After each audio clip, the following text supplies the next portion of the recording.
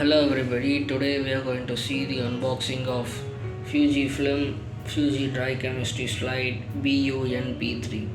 So as you can see, this is the top view. It contains the code and the product name. And see, the code is 1150. You can find the expiry and the lot number here. It is a 24 pack size, made in Japan. And at the top you can see it is IVD and C certified. Needs to be stored between 2 to 8 degrees Celsius.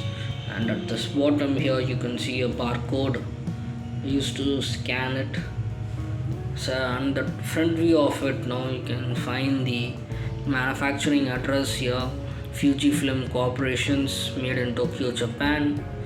And it's a very small, very handy box. It contains 24 slides. You can look at here. It's very small. So guys, to summon it up, this is the FUJI Dri-Chemistry slide BUN-P3, and the code for it is 1150. You can find the expiry and the lot number here. It's a 24 pack size, made in Japan, C certified, IVD product. Needs to be stored between 2 to 8 degrees Celsius. So thank you.